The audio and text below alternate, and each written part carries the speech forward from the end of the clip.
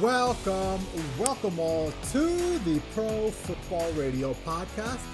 This is your co-host Jay Cheema with the pride and joy of Merrimack, New Hampshire, the Puma, and the Pro Football Radio senior contributor Eric Burgess, aka the Burg. Fellas, welcome in. Happy post-Super Bowl podcast. What's happening? Wow. I know I said it last week, and I even tweeted about it last night after the game, and I'm still amazed. I'm amazed that we got here and we got here on time, and it wasn't pretty, but I mean the NFL with its damn the torpedoes approach, they got the full season in. They got the Super Bowl on time. Eye test wise, probably wasn't the most appealing game to watch, but like at the end of the day, like we were able to see a Super Bowl in, the COVID pandemic era, let's call it. So I'm thoroughly impressed with what they put out there for a product this year. Yeah, it's definitely something because, I mean, I know for me personally, at various points throughout the season, I'm like, oh boy, this season's in jeopardy. You get the domino effect of all these positive tests, and they made it happen, and they made it happen during one of the worst surges of the pandemic. So, hats off to them for getting it done and, finishing their season and allowing us to have a champion crown. Of course, yeah, man, you guys make good points. And I think one of the pregame shows had President Biden on that essentially he said next year's Super Bowl we expect to have a full crowd. I mean, everything that's coming out from the government, it seems like by the end of the summer or even end of the fall, we should be all happily vaccinated back to our normal life. So let's hope so, man. I always say the NFL, they're one of those leagues that no matter what they can do, they'll do to make sure they make a buck. So, I mean, I'm here for it. So I'm happy they got the Super Bowl off and running. But listen, I've always said this, and I'll make this quick, and we'll get into the Super Bowl analysis itself. But I've always said that the Monday after the Super Bowl should be a national holiday. Oh, like yeah. I don't know why they're forcing us all to like go to work and do some of the bullshit, but like I feel like the next politician running, the next president running should run on a platform of, hey, listen, I'll make the day after the Super Bowl a national holiday, and I feel like he would win. Portnoy 2024. Listen, that's what I'm saying. You take the hangover. You take a day off from work. You get the hangover good. You get reacclimated with your wife because you've been gone for so many months because of the NFL season. I feel like it'd be the perfect way to just get back to normal society after the NFL season has gone away. Let's just trade Columbus Day for it. I'd be all in on that.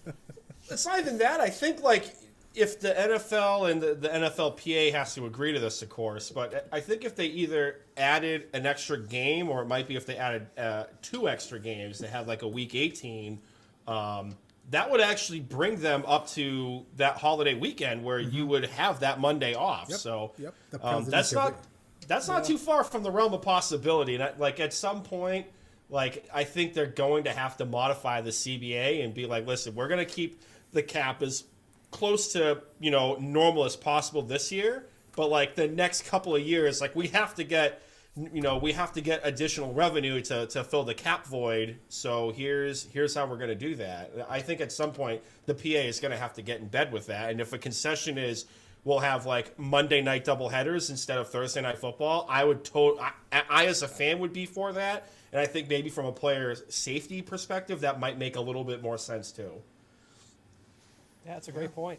Yeah, I mean, listen, whatever they got to do to make it happen, I'm all here for it. Think about it today, Puma. You could get reacquainted with Tara, right? Virgin get reacquainted with Chantel. No, the job would get in the way of that.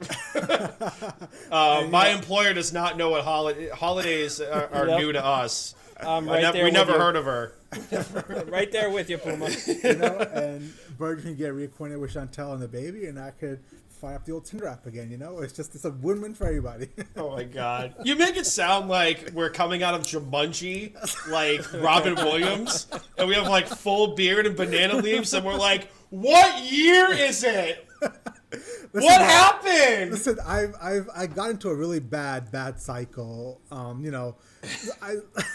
been, like most people that are listening, if they know, I've been furloughed since like late November-ish, and I've just been doing nothing but watching nonstop football coverage. I'm watching all the shows, listen to all the radio shows. I'm watching NFL Network 24/7. Like I do need a break from all this. Like I'm kind of relieved in a way. The football season is about to end, so has already ended. So I'm kind of looking to doing something else besides watching football all day.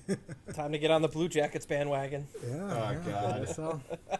All right, let's talk some football action. So last night, the Super Bowl 55 winners, the Tampa Bay Buccaneers, essentially put a beatdown on the Kansas City Chiefs. 31-9 was the final score. We all didn't expect this game to go this way. We thought it was going to be a closer game. A lot of people had the Chiefs winning. So with it being a 31-9 blowout, it was kind of shocking to all of us. So let me turn over the floor to Puma and Burg and get their analysis on what their reaction was with the Super Bowl last night. So guys, take it away. I mean, I think, us as well as like the rest of the listening audience and football fans around the country and the planet were watching the game. And even going into the fourth quarter, I think everyone to a man and to a woman would say the Chiefs are not out of this. Like, they are right where they want to be. They've always kind of, come from behind and made the valiant comeback. And it didn't look that way. Like they looked flat from the jump. We can say what we want about the referees. I'm sure we're going to get to that at some point in the podcast. But I mean, referees aside, like this team was outcoached. They looked flat at times on the offense. The defensive side of the football, I was surprised a Spagnuolo coach defense looked as flat as it did. It was very lazy football in my opinion.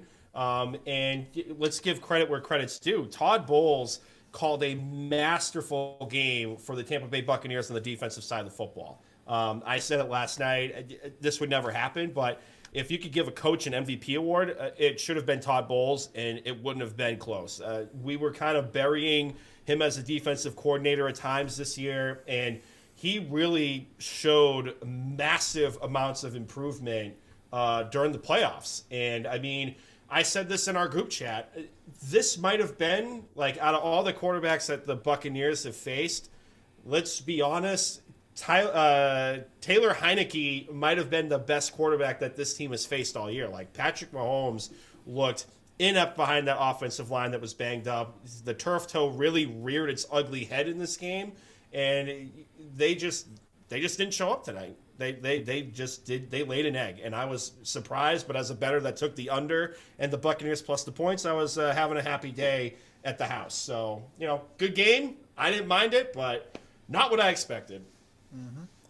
Yeah, I'm right there with you on that. I mean, I completely did not expect a blowout in the Super Bowl. I going up to the matchup, I was excited to see kind of the old guard and Brady, facing Patrick Mahomes in this duel. And it was not that from essentially the beginning. The Chiefs, they looked like they were lost the entire game. You had their punter shank out of his foot multiple times, dropping the snap. I mean, you could just see it going to be their day. You give Brady a short field on bad punts, he's going to make you pay every time. And they definitely got out-coached in this game by far. Every facet of the game, offense, defense, special teams. I thought that Kansas City's defense, I didn't know what their plan was. I expect, like you, better game Spagnuolo against Brady, because Spagnuolo has had some success against Brady in the past, and they didn't have it on defense. Planned they were losing their heads throughout the on the offensive side of the ball. Patrick Mahomes, I mean, I personally didn't think he played that bad of a game. He had no time. His offensive line was atrocious. The injuries and opt-outs on that offensive line were front and center in this game. Patrick Mahomes, you guys saw it, that ridiculous fourth down throw where he's parallel to the ground, throws it to the end zone, it hits the guy in the hands and he drops it, or in his head and he dropped it. Like, he did everything he could. The turf toe was definitely noticeable, though. You could see when he was running around out there, you could see he was a little bit limping and kind of favoring that toe. And like you, Puma, I would have given the MVP if I could to Todd Bowles. The defensive game plan that they had for this Chiefs team probably was the best defensive game plan the Chiefs have faced. As long as Mahomes has been there. So it was a great great performance all around from Tampa Bay. I'll take my L about Brady here. Like, he went out, he was damn near perfect in this game. You could see the Gronk Brady connection. And he deserved to win this game, and no doubt about it. And last thing I'm gonna say is, for me, I felt this game was over was the last drive of the half with 40 seconds left. I think the Chiefs had just gone down, kicked a field goal, and left about less than a minute on the clock. And for some reason, Andy Reid was taking timeouts when Tampa Bay had one left. And given the way his defense had been playing, I don't know if he was trying to spark his team, but you can't give Brady extra timeouts. He's going to make you pay for it every time. It was the same thing that you saw at the end of the Packers game at the end of the half. They made him pay, and at that point I was like, this is over. You don't even need to watch the second half. Hats off to Brady. Congrats to him. 7 rings. Dude, best athlete ever in all 4 sports, winning. And, I'm happy for him, and, we'll see what he does next year. I mean, this team could be right back in it again next year. Yeah, listen, I agree with most of your guys' sentiments, and I believe this, if you could give co-MVPs, I would give it to one of the guys on the defense as well, because that defense was the story of the game. They just absolutely shut down the Kansas City Chiefs, and a lot of it was on Todd Bowles and his scheme. Essentially he learned from the game that they had back in November, where he was playing man across the board, which is not something you want to do with this Kansas City Chiefs team. They played a lot of cover 2. They blitzed 4. They got pressure with 4. They didn't blitz as much as I thought they would, and then they dropped back in zone underneath to try to take everything away from the underneath routes with Kelsey and those guys. I do agree that most of it was Todd Bowles in the defense, but I also believe Mahomes didn't have his best game. I think he was shaky at times in the beginning of the game. A lot of throws in the beginning of the game, they were just off a little bit. They were a little bit hurried, and then from there, just kind of snowballed. He just never really got back on track. I find it fascinating that you have those plethora of receivers that are super fast that can get into those zones and settle down. I just find it funny that they couldn't hit that as much as possible, as more times than they did last night. So a lot of it is on Todd Bowles, but I do believe Patrick Mahomes had one of his worst games, probably the worst time to have a bad game. But after all, he is human, right? On the other end, the Bucs offense was just humming, man. Very efficient. It looked like an old Patriots, 2003, 2004 Tom Brady offense. Didn't do much, took what the defense gave him and kind of just moved the ball downfield and was very methodical about it. I think the one thing that I do want to point out is you really saw the difference between a seasoned chess master at quarterback in Tom Brady and a young, essentially, up-and-coming player in Patrick Mahomes, because Pat was trying to force a lot of things that wasn't there. When you're playing cover 2, you got to run the ball and essentially get them to drop that safety down, and then maybe you have that deep throw. He wasn't taking what the defense was giving him, and that's something down the road he has to get better at. Don't say that he had the worst game of his career, Jay, because you'll have his wife and his mother after you in your mentions. I'll say, God, I think that might be X's and O's aside, the Mahomes family, short of his old man, might be the most unbearable family in football. I never thought I would say this. At this point, 3 years into Mahomes' career, I might take the Manning family and the bad jokes and the idiotic commercials and the stupid ass, Archie Manning, the patriarch of the family that organized the trade of Eli Manning on draft day. I would take that in a cocaine heartbeat over the Mahomes family. His mom and his wife were just completely unbearable on Twitter and last night after the game. The worst part is his brother didn't get involved in the action last night. No. Oh, they kind of remind me of LeVar Ball with his kids in the NBA. That's a good way of putting it. That's a fair comp. Yep. They just shoot their mouths off all the time, and they're the most annoying people in the world. I saw a tweet from her when Patrick Mahomes I think ESPN Sports Center tweeted out a picture. Yeah, of Mahomes, a reaction shot. Yeah, and it's just dude, just go away. Nobody cares about who you are. The only reason you are relevant is because you're married to one of the best quarterbacks in the league. Get out of here. I mean, if it was like an image of Tom Brady looking like, lost Florida man in Chicago, like she would have been laughing her ass off. Like, just stop. Your man's lost on national television. Like, just take the L. Like, take the L. Like, he had a bad game. The coaching staff didn't show up. You can say what you want about the referees. The Andy Reid's son fiasco, that clearly had an effect on the coaching too. Like, there's just so many things that happen. We'll get to all that in a second. And Burge, I want to hit on your referee angle on this game last night. Do you believe those penalties that are thrown against the Chiefs were either unfair, or do you think that was the main reason they lost, or one of the reasons why they lost? What was like? What's the point trying to make with the flags? So my take on the flags, like, they're penalties. I'm not going to dispute that. I felt that they were a little ticky-tacky to be called the way some of these playoff games have been called throughout the playoffs this year. And, Tony Romo mentioned it as well, and same with the guys on the halftime show, or the halftime report. Like, it just seemed ticky-tacky, and they were getting too involved, early on. They swallowed the whistles for the most part in the second half, which I thought was great. Just let them play. But it just seemed like they were just trying to get involved. And for me personally, I would rather see a game officiated like we saw in the NFC Championship game between the Packers and the Bucs, where they kind of swallow the whistles, they let them go at it, egregious things will be called, and the ticky-tacky stuff they let go.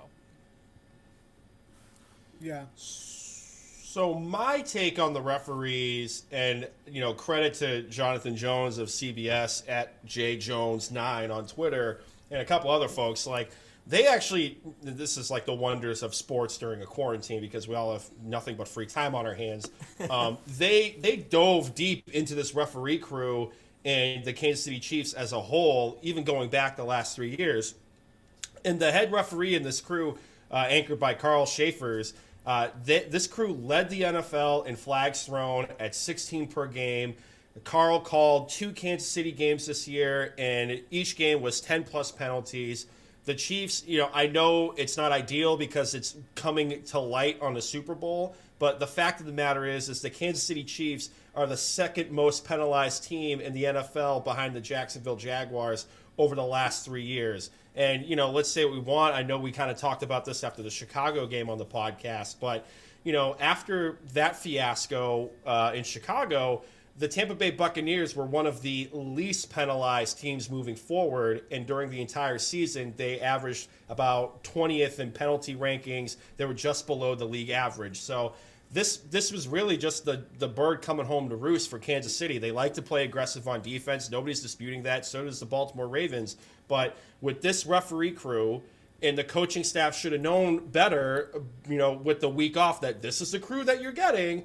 You need to coach your players up and make them understand that this crew is going to throw the flag if they see a hold. Like, it is what it is. You be aggressive, but be smart. I think one of the field reporters, I'm forgetting her name, she even said that coming out of halftime. Like, they said that to the players, and Tyrann Mathieu was having a meltdown on the sidelines. Like, you need to be aggressive, but you need to be smart and stop taking these stupid penalties. And they got called. They got called every time, and we can all agree that they were all penalties, but we just don't like the fact that it came to light during the Super Bowl. No, I agree with you there. And, for me, I wouldn't want the NFL to put a crew that throws the most flags in a Super Bowl matchup. That's just me as a fan, just the way I like the game to be played. I don't like the referees being front and center, especially in as big of a game as was yesterday with the Super Bowl. I'm not disputing the fact that they were penalties. They're very ticky-tacky, and on about the Chiefs. They should have known that going into it. That's on the coaching staff, that they need to cool it with the aggressiveness a little bit, because they know they're going to get flagged for it. But at the same time, on that defense, you can't like melt down the way that they did. Like, they just showed that they had no discipline or like mental toughness in that first half. They just completely broke down, and that's on the players and the coaches to not move that forward. Yeah, Burge, that's a great point. Like, I do believe there's something to be said where I don't remember the last time I've seen the Kansas City Chiefs, well, this iteration of the Kansas City Chiefs with Patrick Mahomes and Tyreek and Travis, I don't think I've seen them get punched in the mouth before. And I think this is the hardest that they've gotten punched in the mouth, and it took them out of their game a little bit. I don't want to call them soft, but I just don't think they had the mental acuity I thought they would have, right? The one thing that's underrated about the Tampa Bay Buccaneers is they are a pads popping team. They're going to come and pop those pads. They're going to put them into your ribs and hit you as hard as possible. And I do believe that they hit that first wave coming out in the first and second quarters, and then they just never adjusted to it. They never adjusted the physicality of the game. No, I mean you could see it on especially Travis Kelce for me watching this game was front and center with the imagery of how the mentality of the Kansas City Chiefs was the entire game. Every time he had a bad drop or he got hit and didn't catch the ball, you could just see it on his face. He looked like he was defeated, like they had no answer, and that they were just turtling at that point. And he was hearing footsteps. Oh, yeah. On a couple of those drops too. Those might have been some business and decisions at times. It very well could have, and that's on him, and that's why if you want to talk about the best tight end of all time, he's in second behind, at the highest second behind Gronk. I don't think anybody touches Gronk. He proved that again in the Super Bowl here. Gronk looked good last night. He had 2 touchdowns, and it looks like the season's ending, but he finally was getting into that stride, because on that second touchdown, he actually beat a cornerback, or DB on that touchdown. So he's starting to look like he was getting into his old form again. But this team is going to be absolutely special going forward. The last thing I want to hit on is, what do you guys think was well, let me back up real quick and give the audience a quick rundown of what happened on Friday. So Friday afternoon, there was a report that came out that Andy Reid's son, Britt Reid, who was an assistant coach on the Kansas City staff, essentially hit somebody on the highway with his car. One of the persons that was in that accident is in critical condition, is a 5-year-old girl.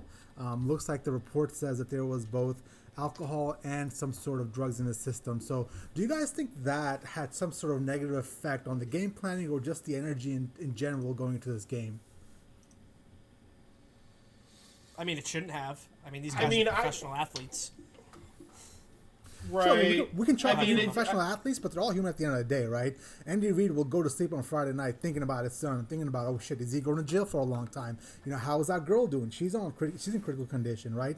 And we wish that our athletes were robotic, but they're not, right? I mean, there's definitely some issues there with the human aspect of things.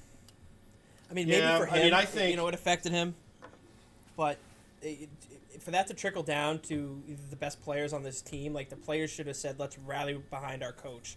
He's hurting. Let's rally behind him and get him this win, kind of thing. Yeah. I mean, I think it did.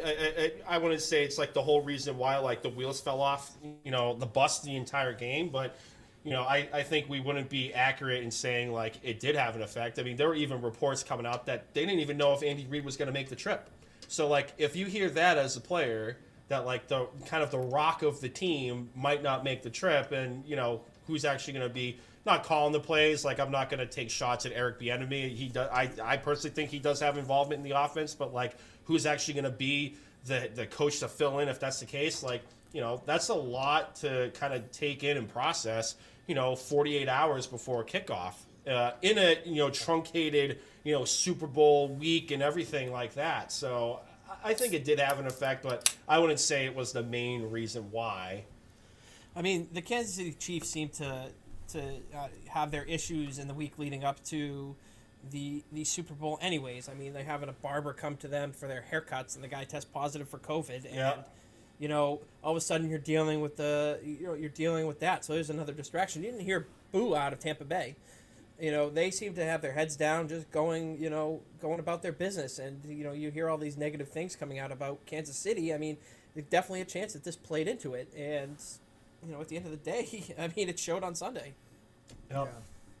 Yeah. And I'll say this too. I might have been off on the timeline, but Kansas City, this game, in my opinion, kind of encapsulates how they move through the entire 2020 NFL season. They were kind of lackadaisical at times. They were flat at times. They didn't play up to their levels. They almost let teams that had no business beating them, win the game, like the Atlanta Falcons, Week 16.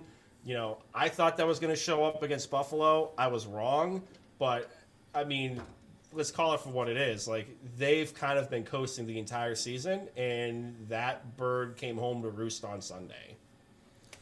Yeah, go ahead. Go ahead. No, go ahead, Jay. Yeah, I just couldn't believe with just how ill prepared they looked, right? Coming out, I understand that you want to run a game plan, but once the defense gives you something, you've got to adjust on the fly. And I was kind of disappointed in Eric Bieniemy and Andy Reid not taking what the defense gave them. They're just going for that long ball every single time, just trying to get that ball downfield. And it's just disappointing to see that somebody as seasoned as Andy Reid just couldn't figure out that and adjust on the fly. It's almost like everybody showed up thinking they were going to win. Exactly. You know what I mean? Right. You're right. That's a good way of putting it. They thought they're going to roll out their helmets, roll out the Kansas City Chiefs logo, put the jerseys on, and they're going to score 31 We're going to have my idiot points. brother do a TikTok dance in the fucking box seats. Yep, we're going to win. We're going to yell, we got the right to party. Like, I'm just for me, the biggest thing for their offense in this game was their lack of commitment to the run. Even early on, like Clyde Edwards-Helaire averaged 7 yards a carry when they gave him the ball in this game. They were Tampa Bay, rightfully so, was clearly defending the passing, the quick attack from this offense. I mean, Travis Kelce still had over 100 yards and 10 catches in this game, and Tyreek Hill had 7 for 73, albeit most of that came in garbage time. But Clyde Edwards-Helaire, when they gave him the ball, he was ripping off runs like you wouldn't even believe. I wish that they had more balance on offense, and I think that this game would have been closer. Again, for me, I wanted a close battle in this game, a close fight, maybe come down to the last drive. And, they run the ball in this game, and maybe it gives Patrick Mahomes a little bit more time to throw. I mean, not much, because, Todd Bowles was rushing 4 guys the most of the game, and the tackles for Kansas City were just, it seemed like every play they were just having one guy, at least one guy, if not 2, through the line immediately. And Patrick Mahomes, uncharacteristically running backwards, trying to buy time.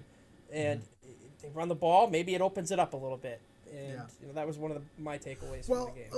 A subtle thing here is Vita Vea, he came back, and I think he was key, man. Because, well, first of all, it's absolutely amazing that he broke his ankle, I believe, in the Chicago game, and he was out there for Super Bowl.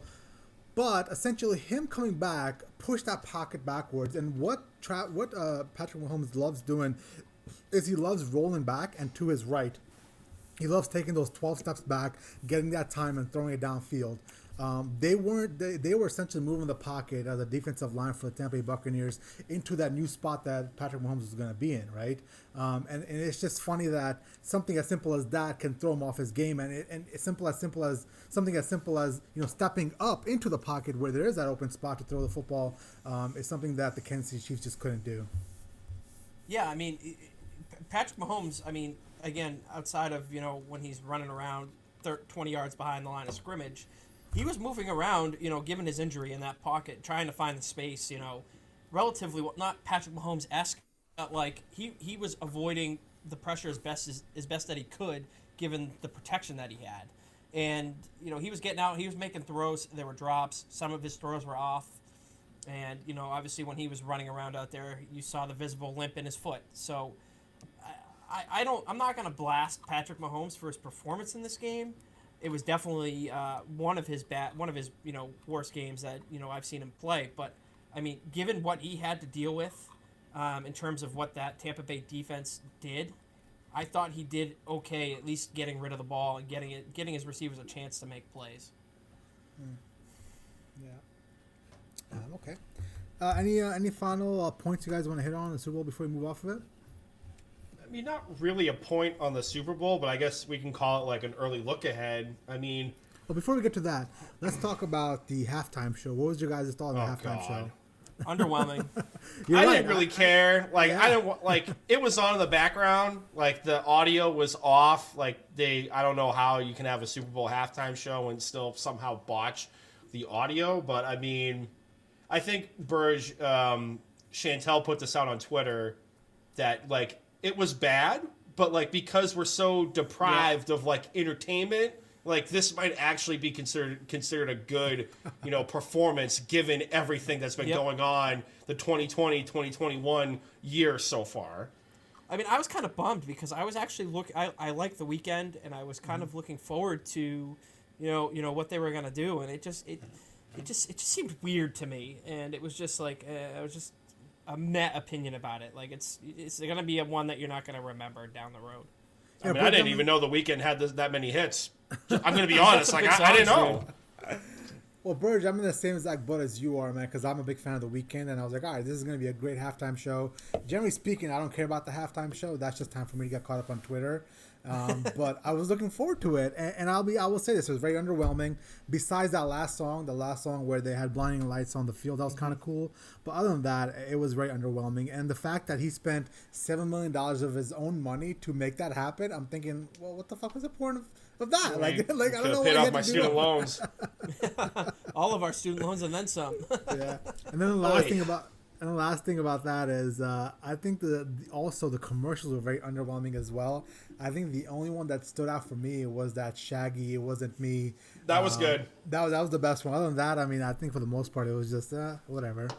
We had a lot of the big players sitting out this year, so I forget what company paid for this ad, but it was essentially the Four Seasons landscaping, and like they were trolling like Rudy Giuliani and Trump and like the whole like election, and like not to go down like the political rabbit hole. I swear I'm going to get off the exit in like a mile or two, but that to me was the best troll job I've seen for a Super Bowl commercial ever, next to like that quick Reddit commercial. But Four Seasons landscaping wins.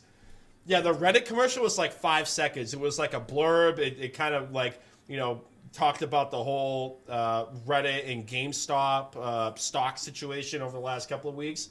That one was pretty interesting, but, all in all, mine was the Four Seasons. Anytime you control Rudy Giuliani and his like running box hair dye that you get from Walmart, like, I'll take it. I'm here for that all day and every day, twice on Sunday.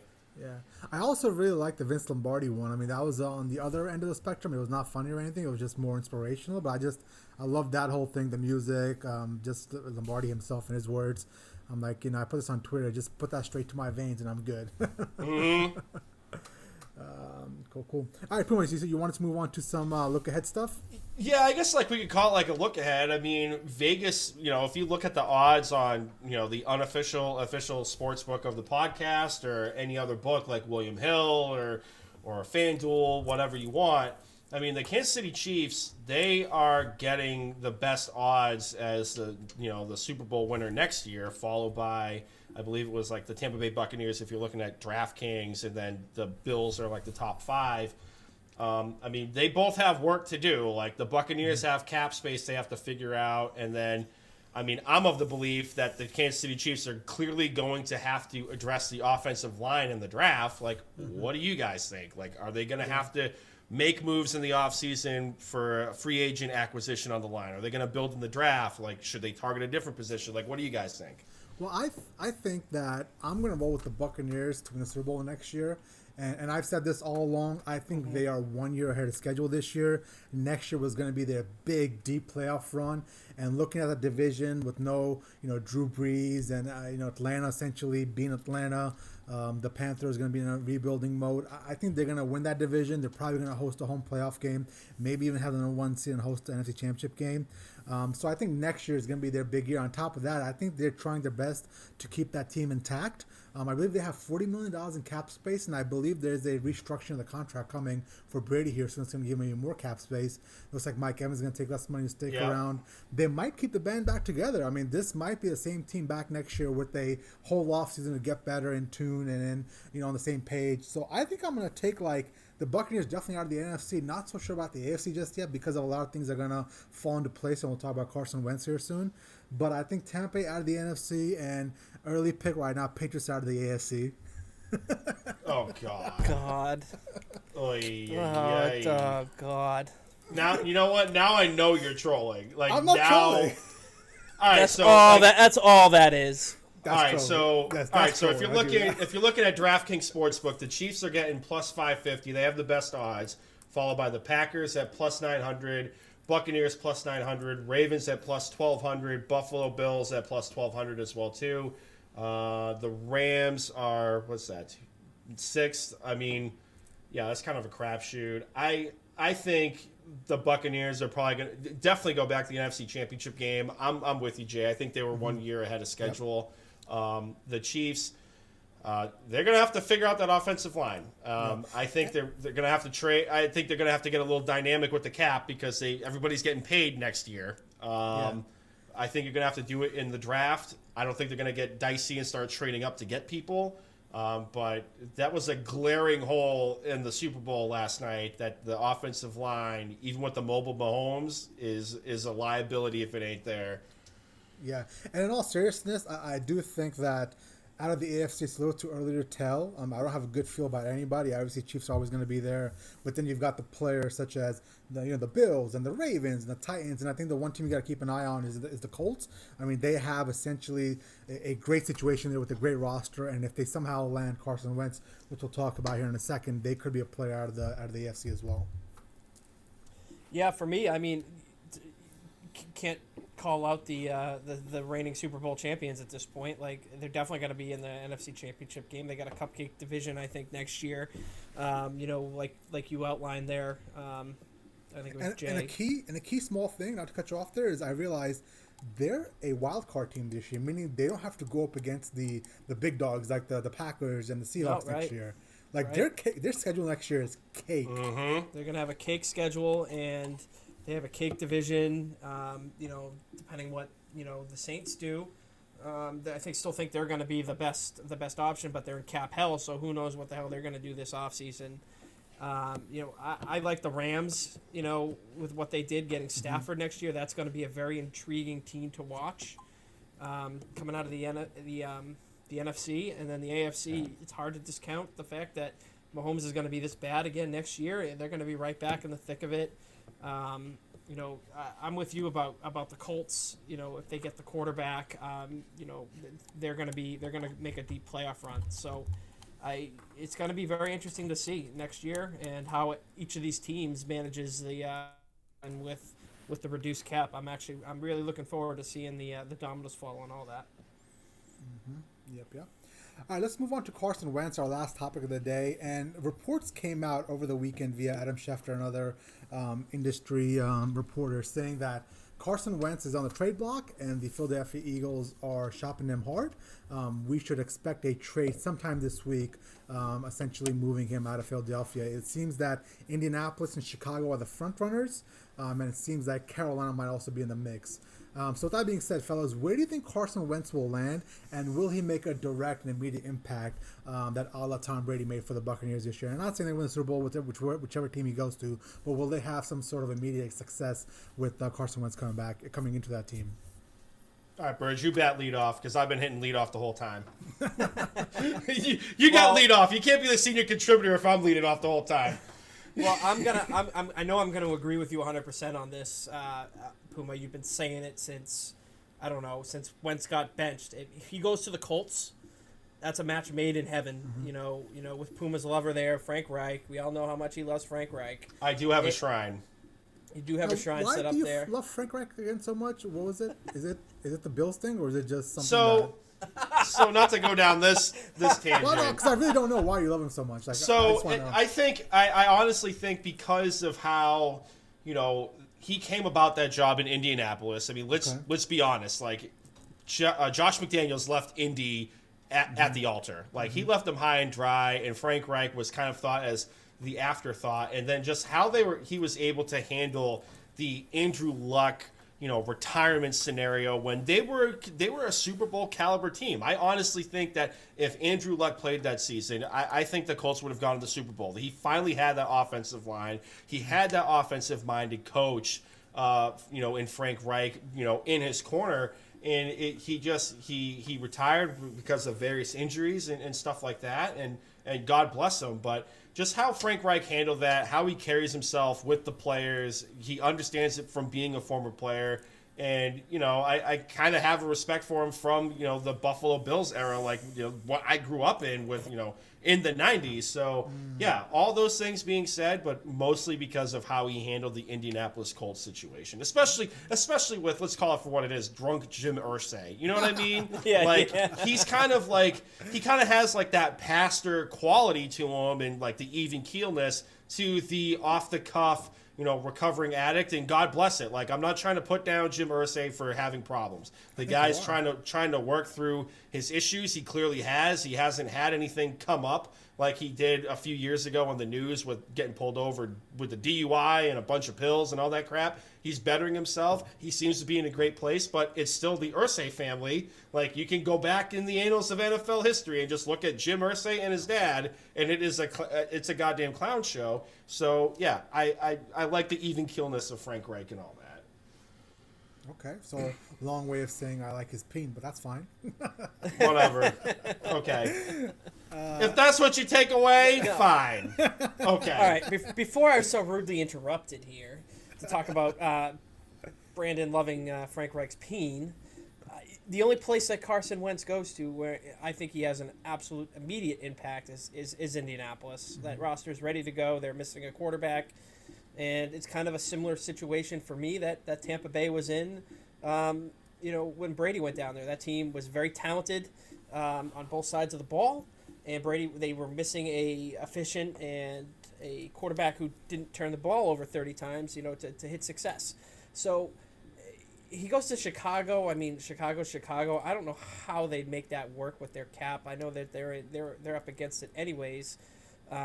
There, and I just something rubs me the wrong way about Chicago. I was a believer in them early in the year this year, and they just let me down. So I'm just like I'm out on that team, going forward, and I'm not ruling out the fact that Chicago's going to bring Trubisky back, and then it'll just further justify my feelings about them. Hey, Trubisky could be a Patriot then, right? Hey. Yeah, well, anything's better for the Patriots than what they have. So we've talked about that ad nauseum. You say that now, and then you have a Trubisky 3-pick game. Yeah. Well, I think so. I'm a little conflicted on this because all the reports seem to say that the Colts are the lead dog in this, but it seems that Chris Ballard is not going to overpay for him, right? And it seems that the Eagles want a Matthew Stafford-esque package for Carson Wentz, which is absolutely ridiculous. Yep. So I don't think that the Colts are going to overpay for his services. I do believe the desperation that comes with the Chicago Bears situation and how the coaching staff might be on their last straws here. I think they might overpay just to salvage the situation. So if I had to guess right now, I think maybe the Colts aren't going to overpay, and maybe he might land in Chicago. I'm gonna go with Indianapolis. I think it's really Indianapolis or bust. I mean, we can talk about 3 teams. Like, who's the third team? It's almost like WCW Bash at the Beach. WCW versus the NWO, and the NWO with Scott Hall and Kevin Nash were facing Sting, Lex Luger, and Macho Man Randy Savage, and everybody was like, who's the third man? Who's the third man? And Hulk Hogan comes out and he does a heel turn. He becomes part of the NWO. But long story short, wow, I think it's Indianapolis or bust. Like, you have the Chicago Bears. They are below the cap space. They're negative $510,000. They're going to have to make decisions on Mitchell Trubisky if they're going to franchise tag him or let him walk because they didn't pick up his 50-year option. Allen Robinson is going to want to get paid. I honestly would just franchise tag Allen Robinson and have him on the roster for one more year, and figure out the quarterback situation in the draft. I think they're going to have to restructure Khalil Mack's contract because they have to free up cap space. But with all these reports coming out, it's almost like Philadelphia's boxing themselves in a position where they are going to have to trade Carson Wentz. And I think the team that waits the longest and has the market drop is going to be the guy that walks away. Because at some point, you're going to have a meeting of the minds. And, Jay, we talked about this on our drive to New Jersey on Friday to put the Super Bowl bets in. Somebody has to go. Somebody has to go. Like, you have the Jalen Hurts situation and you have Carson Wentz. And they keep saying they don't want to move off of Carson Wentz unless they have the right offer. But we all know that if the Eagles go 0-2 with Carson Wentz next year, everybody on WPI for Philadelphia Sports Talk is going to be calling for Jalen Hurts to start. It's going to be a shitty situation the entire offseason. Jeff Lurie boxed himself into the situation with Howie Roseman, and they're going to have to figure out a way to get out of it. And I think Chris Ballard is going to play a cool hand. He's going to wait for the market to drop, and he'll just offer a first and maybe a second-round pick, if that. because they have the cap space, but like all these other teams don't. So I think it's Indianapolis as the leader in the clubhouse. I think the media is just trying to drive up the market for the Eagles at this point. I think that the asking price for the Eagles 2 first-round picks for Carson Wentz is That's not even asinine. on planet Earth. Like No, that's insane. Like, I would equate Carson Wentz's value more so to the Rams trying to get out of Goff's contract. I mean, it's not their Carson Wentz is a better quarterback in my opinion than Jared Goff, but like, am I going to give up, like, as a Patriots fan, would I give up 15 for Carson Wentz? No, I'm not doing that. Not with that contract, and, you know, not with the glaring needs that the Patriots have. Like, if we're talking, like 30 or 31 in the first round, then you know, you can have a discussion about it. But, like, as far as I'm concerned, like, that asking price is so asinine that they're not even going to get close to that. And if they do, the team that gets him is going to get laughed at. Yeah. I mean, listen, the quarterback market's hot right now. People are paying out the ass, and what we saw happen between the Rams and the Detroit Lions, it might factor into this. And it looks like the Eagles are trying to get that 2 first round, which is not going to happen. But no, it's just crazy, man. It's just crazy what it takes nowadays to land a quarterback, and that's why it's so, you know, insane that, you know, and not to get back to the whole Patriots thing. Like, I just don't understand how we're going to end up finding a quarterback with how competitive this quarterback market is right now. So, like, to build on the quarterback conversation, right? Because there was Carson Wentz news today, but there's also been underlying rumblings of Sam Darnold may or may not be available at the right price. Mm-hmm. You know, who are you trading for? Are you guys going to trade for Carson Wentz, who he's got that albatross of a contract. He's got the injury history that everybody likes to cite, and I'll be the biggest defender of the injury history, kind of. Or you could go with Sam Darnold, who everyone may or may not be banking on he might be better of a football player because he broke away from Adam Gase. Like, what premium are you ready to pay for? Well, I would love Sam Darnold on my team because I am not a firm believer in Carson Wentz. I think the guy is always hurt, and my biggest thing in the NFL is, you know, availability is one of your abilities. On top of that, you know, it seems like his contract is going to be a major issue to whichever team he goes to. So you got a young quarterback in Sam Darnold, who obviously hasn't had 2 good years just yet, but there is some hope there. He has the raw talents to be a good NFL quarterback if he's in a good system. On top of that, you get him for 2 more years before you even got to look at his contract. So he's cheap, he's young, you take a flyer on him. I'm sure he's going to come at a much lower cost than Carson Wentz will. So I think Sam Darnold seems to be a better answer here.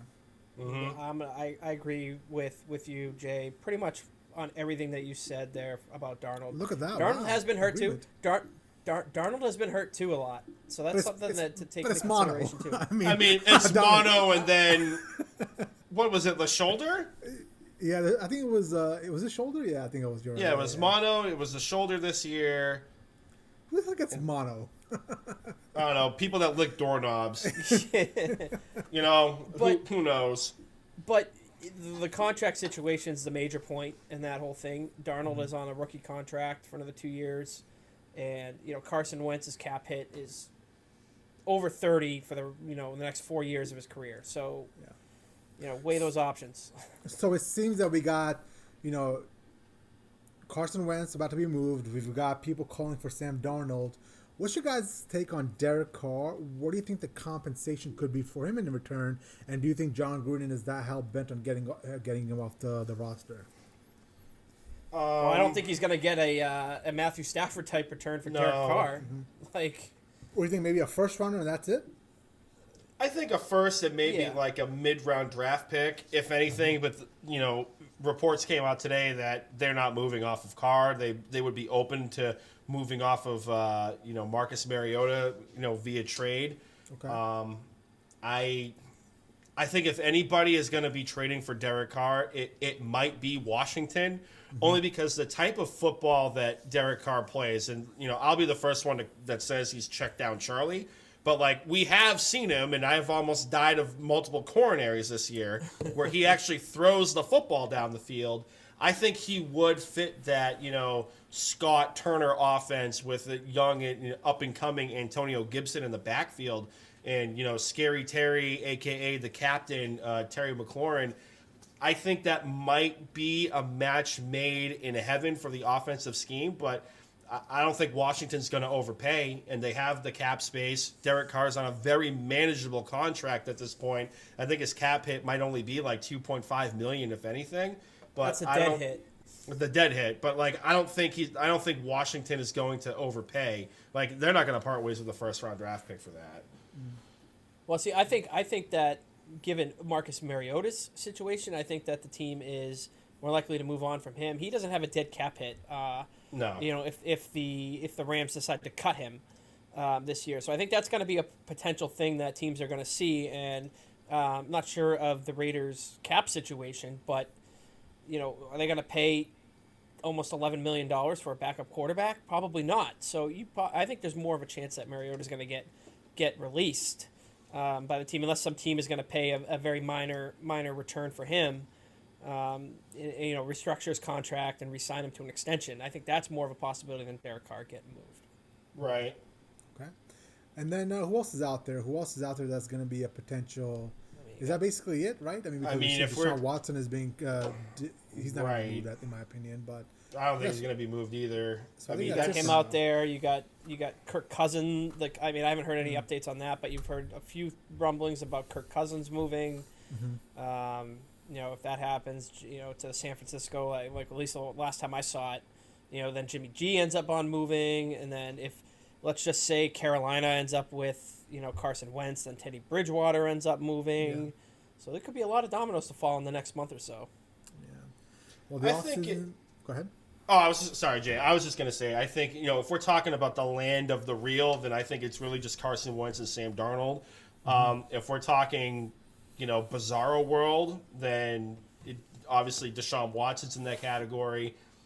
I don't think they're going to move off of Jimmy G. He has a very manageable cap situation on his contract. I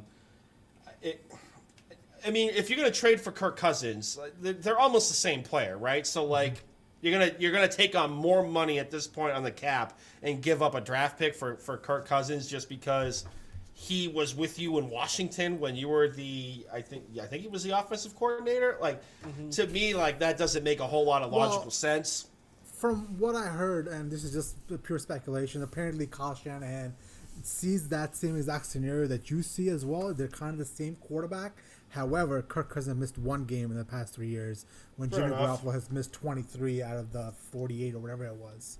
That's one of the biggest things for Kyle Shanahan is the fact that he just can't trust that Jimmy Garoppolo is going to be out there on a daily basis when, you know, he hasn't started 47% of his games over the last 3 years.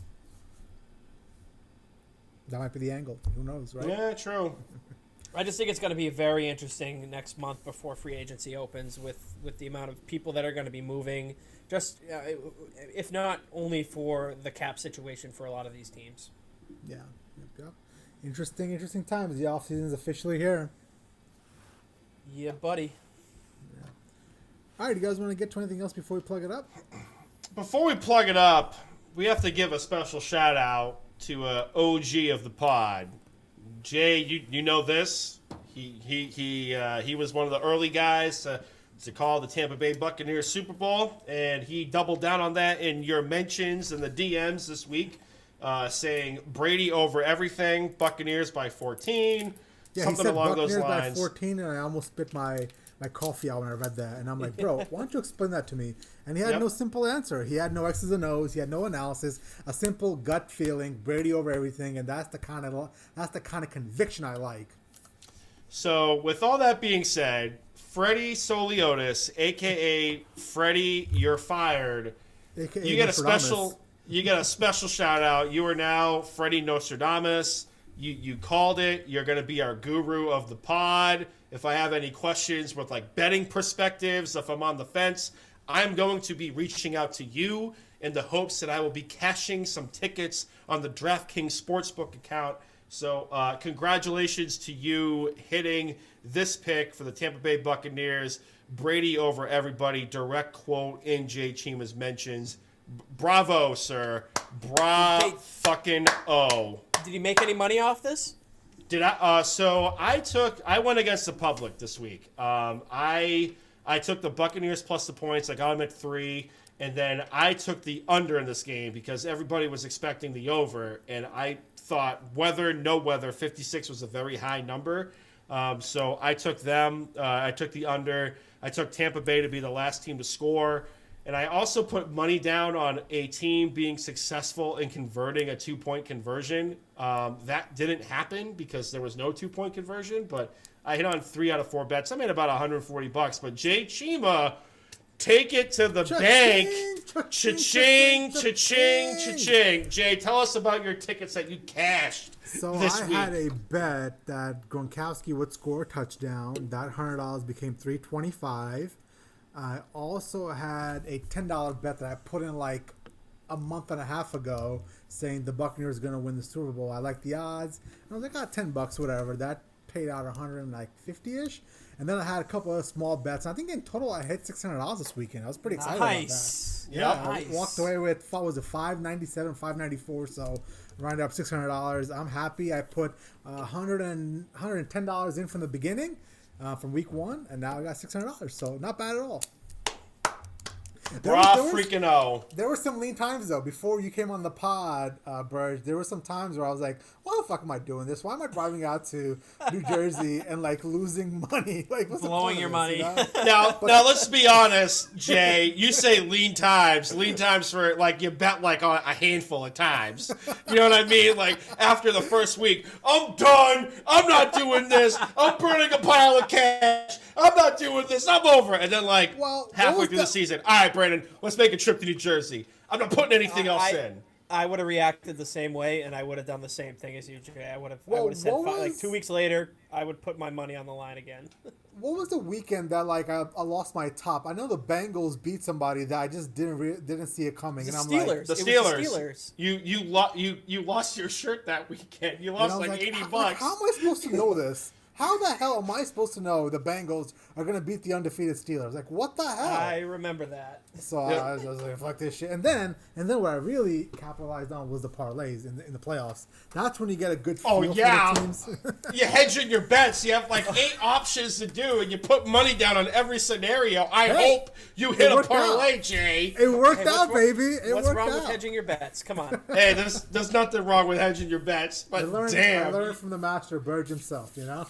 Oh, God. Here we go. What's his name? I can't even remember his name, but the Joker from The Dark Knight. Cue that. Here we go. All right, cool. All right, you guys want to get to anything else, or are we good? I think we're good. Let's plug this shit up.